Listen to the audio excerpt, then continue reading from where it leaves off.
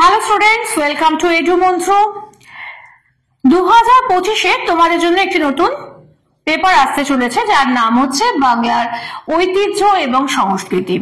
এ বিষয় আমাদের কাছে খুব একটা সুস্পষ্ট ধারণা যেহেতু নেই, সেজন্য তোমরা যারা পরীক্ষা দিবে 2025-এ, যারা WBCS পরীক্ষার জন্য প্রিপারেশন নিচ্ছ, তারা হয়তো সকলেই খুব চিন্তিত। তো সেই কারণে আমি আমার তরফ থেকে যেগুলো বাংলা নিজস্ব সম্পদ বা বাংলার ঐতিহ্য, সেই সম্পর্কে কিছু ধারণা তোমাদের দেওয়ার চেষ্টা করছি।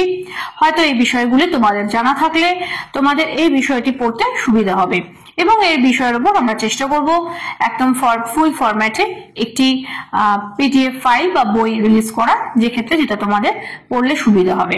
তবে যেহেতু এটা খুব সময় সাপেক্ষ কাজ, সেই কারণে খুব তাড়াতাড়ি এই কাজটা করা যাবে না। তো যতদিন না এটা আমরা করে উঠতে পারছি, ততদিন তোমাদের জন্য এই ভিডিওগুলো কিন্তু ভীষণভাবে ইউজফুল। সেই কারণে কোনো ভিডিও মিস করো না, অবশ্যই কিন্তু প্রতিদিনের মতন এই ভিডিওগুলোতে চোখ রাখতে থাকো, এবং এই ভিডিওগুলি দেখে দেখে বাংলা যে নিজস্ব ঐতিহ্য বা সংস্কৃতির যে বিষয়গুলো, সেগুলো তোমরা ভালো করে মনে রাখার চেষ্টা করো। তাহলে কি হবে, যখন তোমরা 2025-এ প্রিপারেশন নেবে অন্যান্য বিষয়গুলোর সঙ্গে সঙ্গে, এই বিষয়টির জন্য তোমাদের খুব বেশি পরিমাণ পরিশ্রম করতে হবে না। চলো আজকে আমাদের বিষয় যেটা, সেটা হচ্ছে বাংলা চিত্রকলা চর্চার ধারায় অবনীন্দ্রনাথ ঠাকুরের অবদান। দেখো, আমরা জানি যে বাংলা চিত্রকলা ধারা বা সঙ্গীতের জগতে বা যে কোনো ক্ষেত্রে ঠাকুরবাড়ির একটি গুরুত্বপূর্ণ স্থান রয়েছে। জোড়াসাঁকো ঠাকুরবাড়ি সবসময় আধুনিকতার পথিকৃৎ, এবং সেটা চিত্রকলার ধারায় বলো, সঙ্গীতের ধারায় বলো, বা ফ্যাশনের দুনিয়াতে বলো, রান্নার দুনিয়াতে বলো, যে কোনো ক্ষেত্রে ঠাকুরবাড়ি কিন্তু সবসময় তৎকালীন সময়ের থেকে এক ধাপ করে এগিয়েছিল। ইভেন এখন আমরা যেভাবে শাড়ি পরি, সেটাও কিন্তু ঠাকুরবাড়িরই অবদান। অর্থাৎ এখন আমাদের যে আধুনিক যে শাড়ি পরার স্টাইল, এই স্টাইলটাও কিন্তু ঠাকুরবাড়ির মেয়েদের হাত ধরেই প্রবর্তিত হয়েছিল। কিন্তু আজকে এটা আমার বিষয় নয়, আজকে আমাদের বিষয় হচ্ছে অবনীন্দ্রনাথ ঠাকুরের চিত্রকলা। তো অবনীন্দ্রনাথ ঠাকুর হচ্ছে যে আমাদের বাংলা চিত্রকলা ধারায় একটা মাইলস্টোন, এবং তিনি কিন্তু তার যে চিত্রকলা এবং তার যে আমাদের সমগ্র এখন যে বর্তমান আধুনিক যে চিত্রকলার যে ধারা, প্রাচ্য সংস্কৃতি, তাতে কিন্তু অবনীন্দ্রনাথ ঠাকুরের অবদান প্রচুর। তো চলো আজকে আমরা অবনীন্দ্রনাথ ঠাকুরের অবদান সম্পর্কে এই বিষয়টা জেনে নেব। বাঙালির চিত্রকলা চর্চার ধারায় অবনীন্দ্রনাথ ঠাকুরের স্থান সমকালীন শিল্পীদের মধ্যে বিশেষভাবে উল্লেখ্য।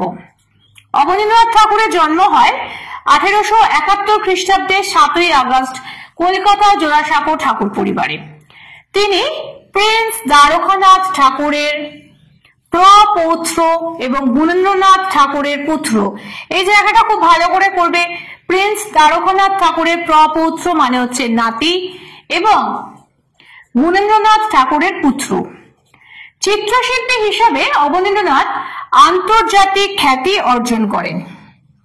বাংলা, ইংরেজি, ফরাসি ভাষা চর্চার পাশাপাশি সঙ্গীত চর্চাতেও তিনি আত্মনিয়োগ করেন। ইটালিয়ান গিলার্ডি এবং ইংরেজ শিল্পী পামারের কাছে প্যাস্টেল, জল রং, তেল রং এবং প্রতিকৃতি অঙ্কন পাশ্চাত্য রীতি অনুসরণে শেখেন, অথচ তা তাকে তৃপ্ত করতে পারেনি। তাহলে তিনি শুধুমাত্র প্যাস্টেল, জল রং, তেল রং এবং প্রতিকৃতি অঙ্কন পাশ্চাত্য রীতিতে সম্পূর্ণরূপে শিক্ষা করেছিলেন, এবং দুজন খুব নামকরা শিল্পীর কাছে তিনি এগুলো সম্পূর্ণরূপে অধ্যয়ন করেছিলেন, কিন্তু এই পাশ্চাত্য রীতি তাকে কিন্তু তৃপ্ত করতে পারেনি। অবনীন্দ্রনাথ ঠাকুরকে নব্য বঙ্গীয় চিত্ররীতির জনক হিসাবে ধরে নেওয়া হয়। ঠিক আছে, এই জায়গাটা ভেরি ভেরি ইম্পর্টেন্ট। আমি প্রথমেই পড়াতে গিয়ে বলেছি যে নব্যবঙ্গীয় চিত্ররীতি হিসেবে আধুনিক যে চিত্রকলা আমাদের এখন চলছে, এই আধুনিক নব্যরীতির জনক হিসেবে এই অবনীন্দ্রনাথ ঠাকুরকে কিন্তু ধরে নেওয়া হয় বা তাকে পথিকৃৎ বলা হয়। তিনি কিন্তু এটার প্রবর্তন করেছিলেন। এবং দেখো, প্রথমেই আমরা যেটা ফার্স্টেই পড়েছিলাম, প্রথমেই যে অংশটা করেছিলাম, দেখেছিলাম কি যে তিনি কিন্তু যে পাশ্চাত্য যে রীতি অনুসরণে সবকিছুই শিখেছিলেন, প্যাস্টেল শিখেছেন বা তেল রং, জল রং, প্রতিকৃতি অঙ্কন সবই শিখেছিলেন, কিন্তু সেগুলো তাকে কিন্তু তৃপ্ত করতে পারেনি। অতএব এখন তিনি কি করলেন, এরপরে তিনি কি করলেন, যে তিনি আধুনিক ভারতীয় চিত্রকলার পুরোধা বলা যেতে পারে, মানে তিনি কিন্তু প্রথম প্রবর্তক বা পুরোধা হিসেবে বলা যেতে পারে। চিত্রকলার ইউরোপীয় রীতির পাশাপাশি ভারতীয় বা প্রাচ্য শিল্পরীতিতে যে বিরাট ভূমিকা থাকতে পারে অবনীন্দ্রনাথ ঠাকুরের তুলিতেই তা প্রথম প্রমাণিত হলো।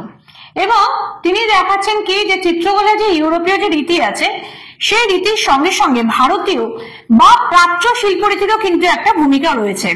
আমাদের প্রাচীনকালে যে সমস্ত চিত্রগুলো ছিল, যেমন মুঘল মিনিয়েচার বা তার আগে পাল বা সেন যুগের যে চিত্রকলা ছিল, সেই রীতিগুলোকে তিনি কিন্তু তার ছবিতে মানে নতুন করে তুলে ধরেছিলেন এবং সেটাকে তিনি তার তুলিতেই কিন্তু প্রথম প্রমাণিত হলো। এবং রবীন্দ্রনাথ ঠাকুরের উপদেশ অনুযায়ী তিনি প্রথম বৈষ্ণব পদাবলীকে বিষয় করে চিত্রচর্চা শুরু করে আঁকলেন শ্বেত অভিসারিকা।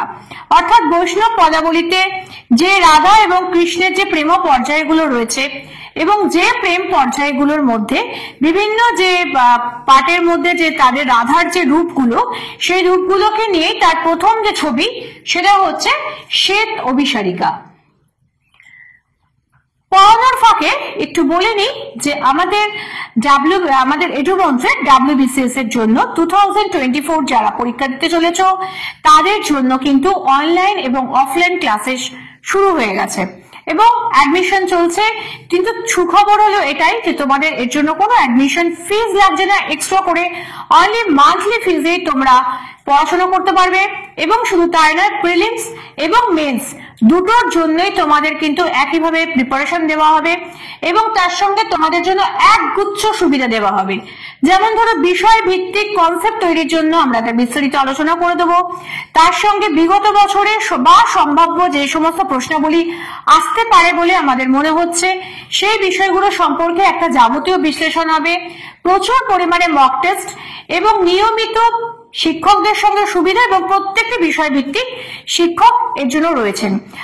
আগেও আমাদের এখান থেকে এডুমন্ত্র থেকে যারা যারা বেরিয়েছেন সেক্ষেত্রে তারাও এই ব্যাপারে সুবিধা পেয়েছিলেন। অতএব যারা সাকসেসফুল হতে চাও, যারা চাও যে WBCS এই বছরেই তোমরা ক্র্যাক করবে, চট করে স্ক্রিনে দেওয়া নাম্বারে ফোন করো, যোগাযোগ করে নাও। আমাদের এক্সিকিউটিভসরা আছেন, তারা অবশ্যই এ ব্যাপারে তোমাদের আরো ভালোভাবে সাহায্য করতে পারবেন। চলো এবার আমরা চলে যাই আমাদের বিষয় অবনীন্দ্রনাথ ঠাকুরের উপরে। আমি বলেছিলাম যে অবনীন্দ্রনাথ ঠাকুর প্রথমে যেটাতে হাত দিয়েছিলেন সেটা হচ্ছে যে বৈষ্ণব পদাবলীকে কেন্দ্র করে তিনি প্রথম যে ছবিটা আঁকলেন সেটা হচ্ছে শ্বেত অভিসারিকা। সেটা কিন্তু পাশ্চাত্য রীতিতে নয়, পাশ্চাত্যর সঙ্গে প্রাচ্য রীতির মিশেল ঘটিয়ে তিনি তৈরি করেছিলেন নতুন ধরনের প্রাচ্য শিল্পকলা, যার পুরোধা হিসেবে তার নামকে আমরা বলতে পারি। এবং তারপরে তিনি হাত দিলেন কৃষ্ণলীলা সিরিজে। এই কৃষ্ণলীলা সিরিজ থেকেই এক অর্থে শুরু হলো ভারতীয় আধুনিক চিত্রকলার জয়যাত্রা। অবনীন্দ্রনাথের প্রধান দক্ষতা ছিল জল রঙে, ওয়াশ পদ্ধতিতে এবং চিত্র রচনায়। কিন্তু এই যে ওয়াশ পদ্ধতি, এটা জাপানিজ ওয়াশ পদ্ধতির মতো নয়। অর্থাৎ জল রঙের ক্ষেত্রে মানে যারা জল রঙের আঁকাঝোঁকা করেন তারা জানেন জল রঙের একটা বিশেষ পদ্ধতি হচ্ছে ওয়াশ পদ্ধতি। অর্থাৎ ছবিটা আঁকার পরে তাকে জল দিয়ে কিছুটা রঙকে ধুয়ে তুলে নিয়ে আবার তার উপরে নতুন ভাবে করা। কিন্তু যে ওয়াশ পদ্ধতি, জাপানিজ যে ওয়াশ পদ্ধতি, যেহেতু আমরা পাশ্চাত্যের ক্ষেত্রে তুলে দেখেছি, এই জাপানেও কিন্তু জাপানিজ যে চিত্রকলা আছে সেখানেও কিন্তু এটা ওয়াশ পদ্ধতি হয়। কিন্তু এই ওয়াশ পদ্ধতির সঙ্গে আর এই ওয়াশ পদ্ধতির কিন্তু একটা তফাৎ রয়েছে।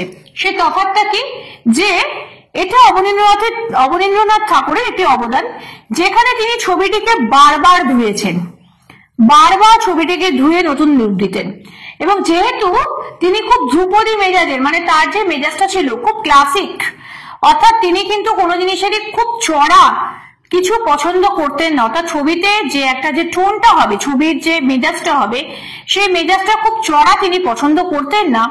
অতএব সেই কারণে ধ্রুপদী মেজাজের মানুষ হিসেবে ভারতীয়ত্বের শিখর সন্ধানে তিনি হাত বাড়ালেন মুঘল মিনিয়েচারের দিকে।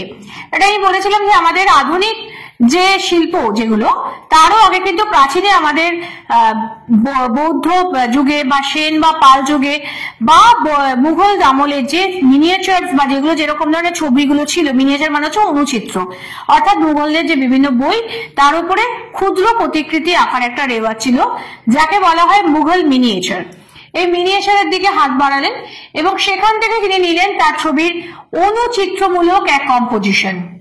কিন্তু অবনীন্দ্রনাথ ঠাকুরের ছবিটা এই ওয়াশ পদ্ধতির জন্য বারবার ধুয়ে ফেলার জন্য তার রংটা হয়ে উঠেছিল কি পেলব এবং মৃদু, এবং মূলত এজন্যই অবনীন্দ্রনাথের ছবিতে ফর্মের তুলনায় আবহ নির্মাণের ঝোঁকটা পড়লো বেশি।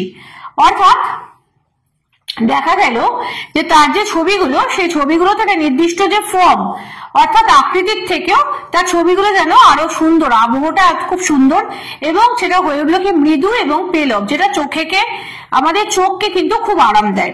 অর্থাৎ যে চড়া রং ব্যবহার বা যেটাকে আমরা হার্ড বলতে পারি ছবির ক্ষেত্রে, সেই হার্ডের পরিবর্তে তিনি কি করলেন, সফট ছবি আঁকার একটা বিষয়টা তৈরি করলেন। এবং আলোর জোর গেল কমে, দৃশ্যমান জগতে সাদৃশ্য রক্ষার তাগিদে অনুভূতির জগতের সঙ্গে যোগসূত্র স্থাপনের দিকে তিনি ঝুঁকে পড়লেন বেশি করে। অর্থাৎ দৃশ্যমান যে জগৎটা, যেটা আমি বললাম খুব হার্ড, এই হার্ড ব্যাপারটা না থেকে তার ছবিটা হয়ে উঠলো কি পেলব, এবং সেখানে অনুভূতি দিয়ে অনেক কিছু বুঝতে হবে। এবং অবনীন্দ্রনাথ ঠাকুরের বিখ্যাত যে ছবিগুলো তার মধ্যে রয়েছে কচ এবং দেবযানী, এটা কিন্তু মুরাল পেন্টিং করা। ভারত মাতা 1905 বিখ্যাত ছবি, অশোকের রানী, কাজরি নৃত্য, দেবদাসী ইত্যাদি।